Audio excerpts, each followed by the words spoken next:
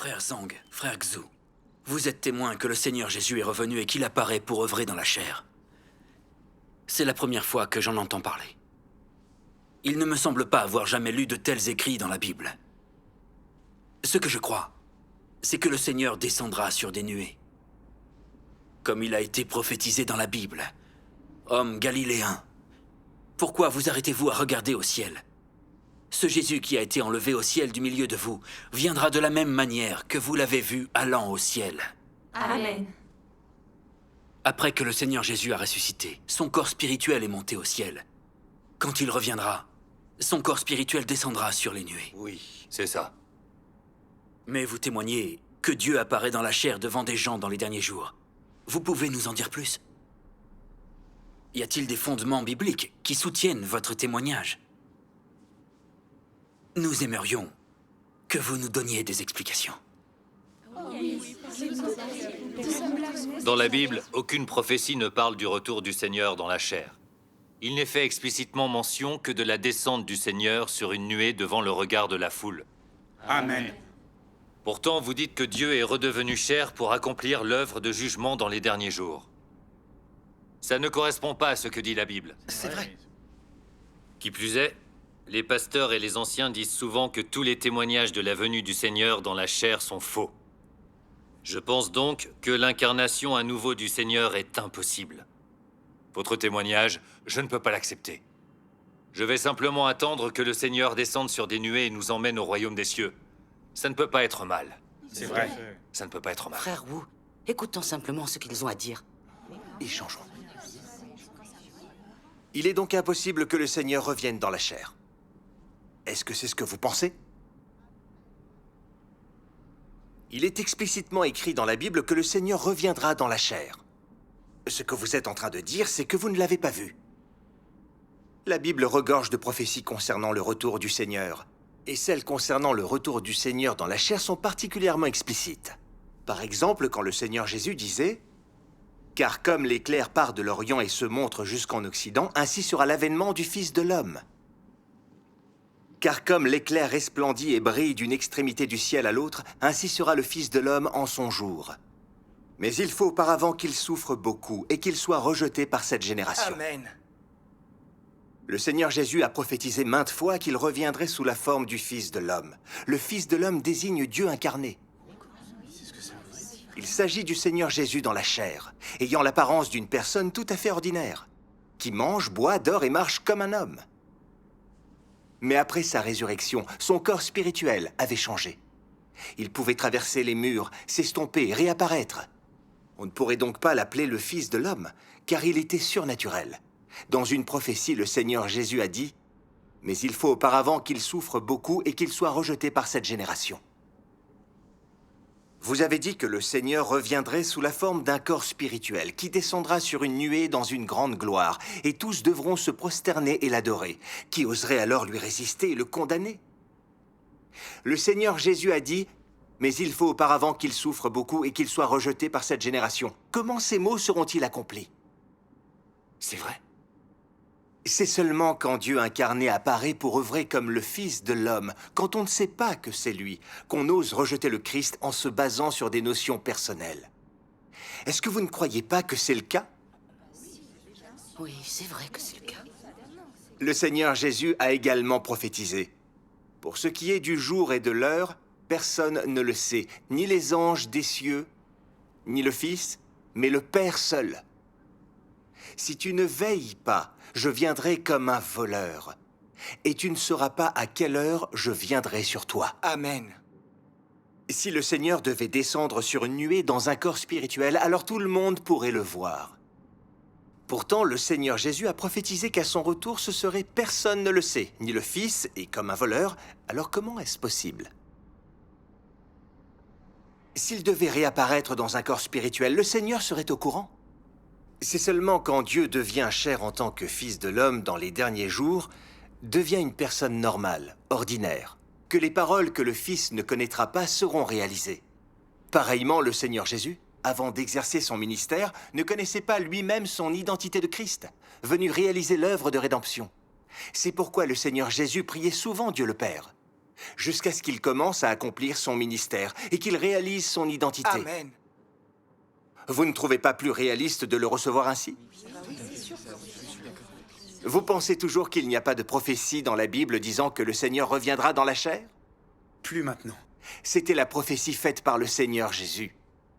Est-ce que le Fils de l'homme ne se rapporte pas à Dieu incarné?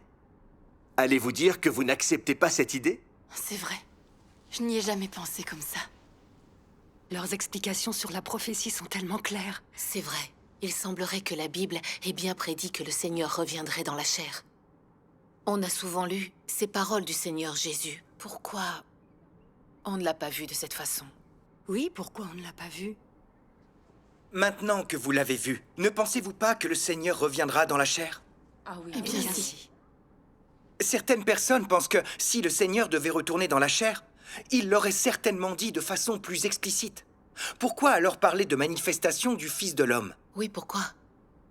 C'est la nature même des prophéties. Une prophétie est par essence implicite. Si le retour dans la chair avait été mentionné, ce ne serait rien de plus que du langage ordinaire.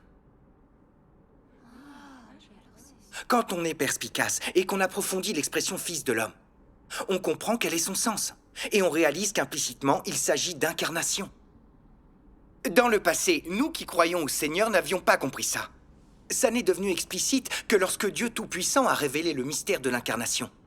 Il se trouve que la prophétie de la Bible, l'avènement du Fils de l'homme, signifie en fait l'incarnation. D'accord, je vois. C'est logique.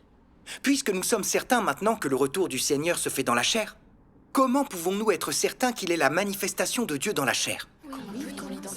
Oui, parlez-nous-en. Il faut pour cela reconnaître la voix de Dieu.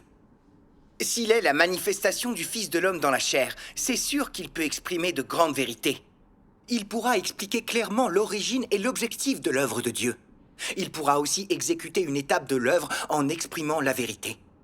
C'est donc ainsi que ça fonctionne. Dieu Tout-Puissant, alors qu'il était incarné dans les derniers jours, a exprimé toutes les vérités pour purifier l'humanité, puis accompli l'œuvre de jugement en commençant par la maison de Dieu. Amen. La parole exprimée par Dieu Tout-Puissant est celle prononcée par le Saint-Esprit aux églises.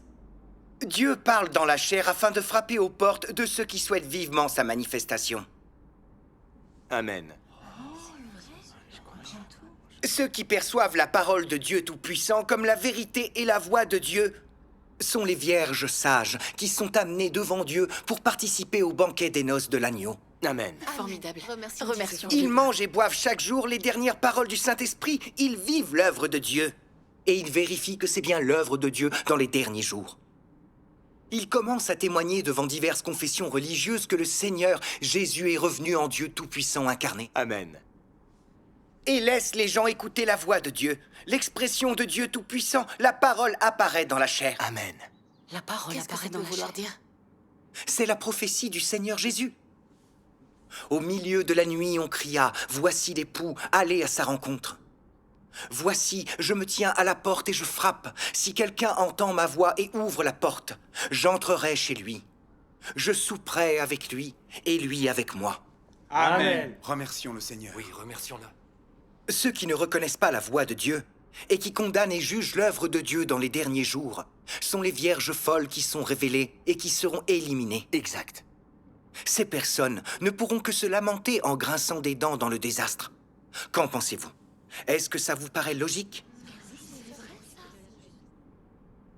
Pour ce qui est d'accueillir le Seigneur, si nous fixons notre attention sur le ciel pour voir le Seigneur sur une nuée, sans prêter du tout attention à la voix de Dieu, ni rechercher le discours du Saint-Esprit aux églises, mais en écoutant la parole des pasteurs et des anciens, et en accusant de mensonges tous les témoignages du retour du Seigneur dans la chair, est-ce qu'on ne va pas à l'encontre de la Bible? C'est sûr. C'est certain. Qu'est-ce qui est dit dans la Bible? L'apôtre Jean l'a clairement affirmé, car plusieurs séducteurs sont entrés dans le monde, qui ne confessent point que Jésus-Christ est venu en chair. Celui qui est tel, c'est le séducteur et l'antéchrist. Et tout esprit qui ne confesse pas Jésus n'est pas de Dieu. C'est celui de l'antéchrist, dont vous avez appris la venue, et qui maintenant est déjà dans le monde. Le refus des pasteurs et des anciens et leur condamnation de l'incarnation de Dieu sont-ils conformes à la Bible? Ils ne le sont pas. Selon eux, les témoignages concernant le retour du Seigneur dans la chair sont faux. Est-ce que ce ne sont pas des paroles trompeuses? C'est vrai. Si l'on en croit les paroles de l'apôtre Jean, les pasteurs et les anciens qui rejettent en bloc l'incarnation ne sont-ils pas simplement des antéchrists? Si. Si vous écoutez les inepties trompeuses répandues par les pasteurs et les anciens, pourrez-vous accueillir le Seigneur? Je ne crois pas. Verrez-vous la manifestation de Dieu? Pourrez-vous être amené devant Dieu comme le sont les vierges sages? Sûrement pas. Comment peut-on découvrir la manifestation et l'œuvre de Dieu? Mais comment faire? Je vais lire 2 passages des paroles de Dieu Tout-Puissant, après vous le saurez. Formidable.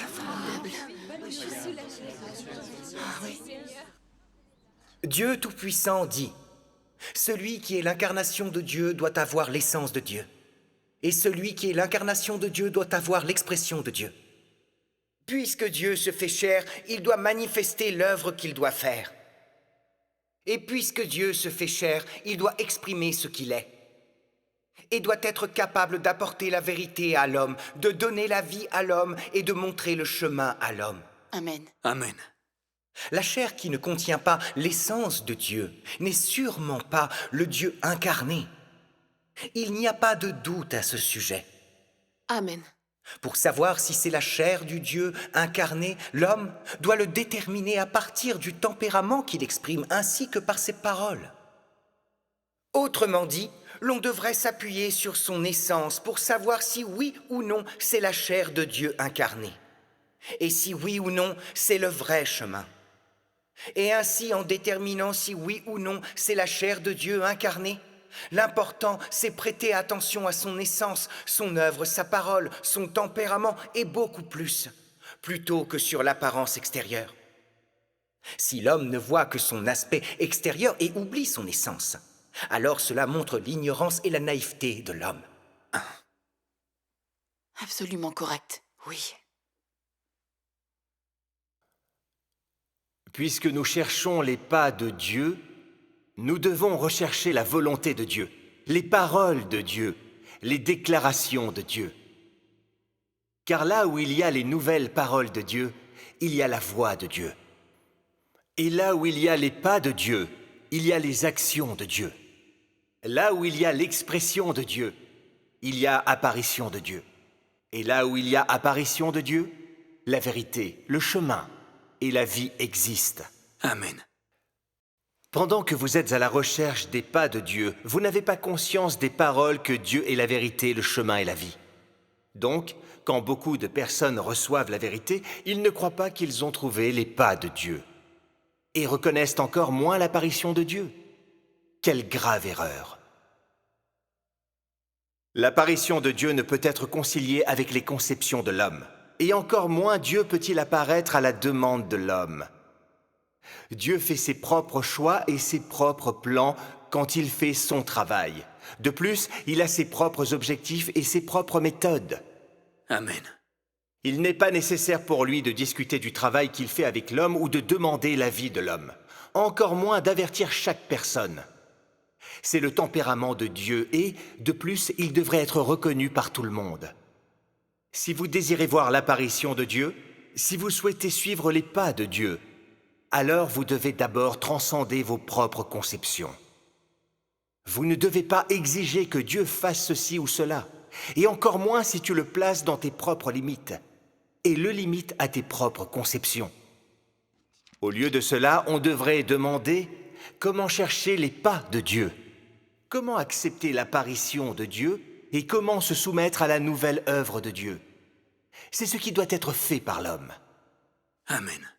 Puisque l'homme n'est pas la vérité et ne possède pas la vérité, l'homme doit chercher, accepter et obéir. Amen. Amen. Dieu Tout-Puissant a bien expliqué la manifestation et l'œuvre de Dieu. C'est la toute première fois que j'entends sa parole. Grâce à Dieu. La parole de Dieu Tout-Puissant est vraiment la vérité. Mon cœur est éclairé après ces paroles. Formidable. Amen. Remercions le Seigneur. Et dire que j'ai cru pendant des années ce que disaient les pasteurs et les anciens. J'ai été empli de notions dénuées de sens pratique. J'ai tellement honte de moi. Concernant la façon d'accueillir le Seigneur, je m'en tiens strictement à la Bible. Je regardais le ciel en attendant que le Seigneur en descende, sans même prêter attention à sa voix. J'étais convaincu, par mes idées et mon imagination, que Dieu ne pourrait pas devenir chair pour apparaître. J'étais tellement arrogant et ignorant. Heureusement, après vous avoir entendu aujourd'hui, j'ai appris que Dieu était depuis longtemps incarné en secret parmi les êtres humains pour accomplir l'œuvre de jugement en commençant par la maison de Dieu.